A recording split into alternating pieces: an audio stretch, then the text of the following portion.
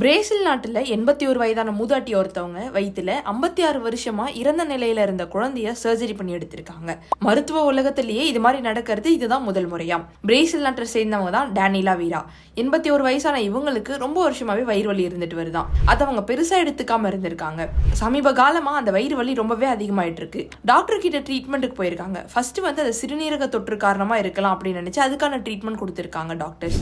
வயிறு வலி அதன் பிறகும் சரியாகாத காரணத்தால ஸ்கேன் எடுத்து பார்க்கலாம்னு எடுத்து பார்த்திருக்காங்க.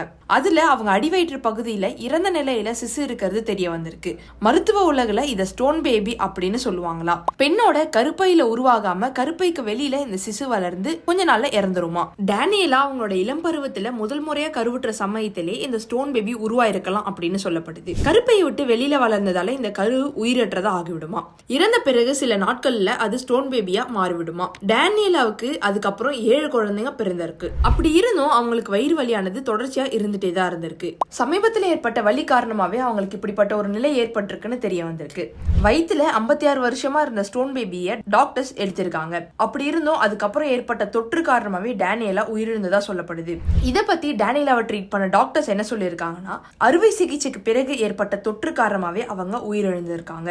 கருப்பைக்கு பதிலா வெளியே கரு உருவாகலாம். சில அரிதான நிகழ்வுகள் நடந்திருக்கும். இதை எக்டோபிக் பிரெக்னன்சி அப்படின்னு சொல்லுவாங்க. கருவுற்ற முட்டைய கருப்பைக்கு வெளியே உருவாகும். அங்க கருவால வளர முடியாது. அது போல ஒரு சில அரிய கேஸ் தான் இதுவும். இது போன்ற நேரங்கள்ல அதிகப்படியான வலி இல்ல ரத்தப்போக்கு ஏற்படும். ஆனா டேனியலாவுக்கு இது போன்ற எதுவுமே ஏற்படல. எக்ஸ்ரே எடுக்கிற வரைக்கும் அவங்களுக்கு எந்த ஒரு சிம்டம்ஸுமே வெளிப்படையா தெரியல. சர்ஜரி பண்ணி அந்த ஸ்டோன் பேபி எடுத்துட்டோம். சர்ஜரிக்கு பின்ன ஏற்பட்ட இன்ஃபெக்ஷனால தான் அவங்க உயிரிழந்திருக்காங்க அப்படின்னு சொல்லி டாக்டர்ஸ் பேசியிருக்காங்க.